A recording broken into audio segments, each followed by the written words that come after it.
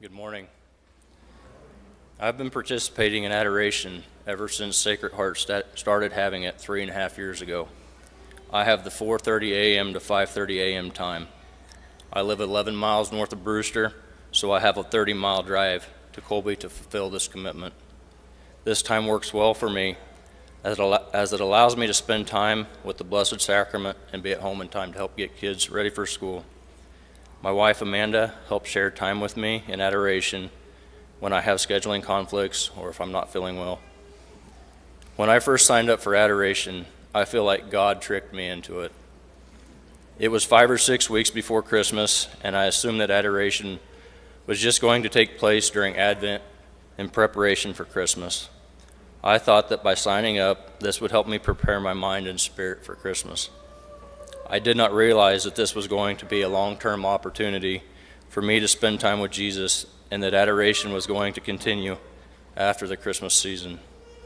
God had plans for me, and He knew that I might be overwhelmed at that point in my spiritual life if I knew that Adoration was going to be a long-term commitment. He lured me in, I took the bait, and now I'm hooked on Adoration. God has a way of speaking to us if we will just take time to slow down and listen. When I started Adoration, it was very hard for me to slow my mind down and to just sit and listen, to be truly present with Him. My mind would be thinking about all the things I needed to get done that day, from getting the kids where they needed to be, to how to get a long list of farm and cattle work done, which, as you farmers and farm wives know, is a never-ending list. Building a relationship is something that takes time. To really get to know someone, you have to spend quality time with them. This is how Adoration works. By spending time in the presence of the Blessed Sacrament, you will over time develop a relationship with Jesus that is deep, intimate, and very genuine. This relationship will grow to be something that you can turn to not only in Adoration, but as you experience obstacles, difficulties, and even joyful times in your day-to-day life. You will also build unspoken relationships with the other adorers that come in before and after you. You will make silent passes with these people as you come and go from Adoration. You share something special with these people, a deep love for Jesus Christ. Over the past 3.5 years, I have taken on many new opportunities, from starting up a new seed business to being a first-generation farmer and rancher. I know that I would not have been able to work through some of the challenges that have been placed before me without having a deep relationship with Jesus and a solid prayer life, which has allowed Jesus to walk along with me through these challenges and opportunities. Each and every one of us has challenges and struggles that we deal with on a day-to-day basis. By going to Adoration and developing and growing your relationship with Christ, it will help you to get through these tough times. Jesus will not totally take away these difficulties or struggles, but He will definitely be with you and walk with you. He will help guide and comfort you as you work through these challenges. Spending time in Adoration is a very holy experience. You are able to be with Jesus. It is just you and Him, one-on-one, with no distractions. He will become your best friend, someone you can turn to, and someone who will always be there for you.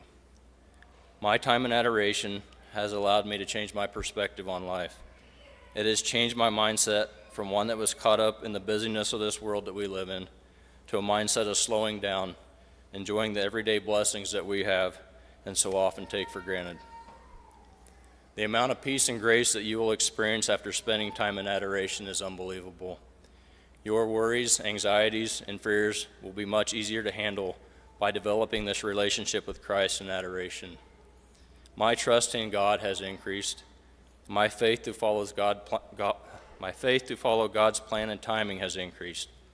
Spending time in Adoration has allowed me to turn everything over to God, from my vocation as a husband and a father to being a caretaker of God's land and animals. I do not have to wear myself out trying to micromanage everything. God already has a plan, and His timing is perfect. Adoration has helped me to step back and let God do His thing. This has helped me to be more patient, kind, and understanding in my daily interactions with others.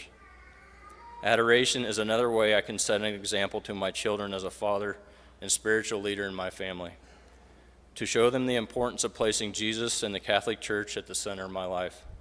Hopefully this will stick with them as they move on to their adult lives. I have heard some talk amongst parishioners of how am I going to have time for adoration, or how am I going to fit that into my schedule. From what I've experienced, make adoration a priority like Sunday Masses. Put it on your schedule on a time that works for you, and schedule your week around it. It will become a priority in your week. It will be something that you will look forward to. Around a year and a half ago, I visited with Father about trying to fill my spot for adoration.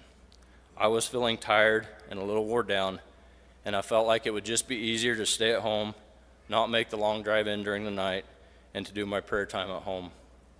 After a few months of prayer about this, here's what I concluded. Out of my whole week, the two most important hours are an hour in Mass and an hour in adoration.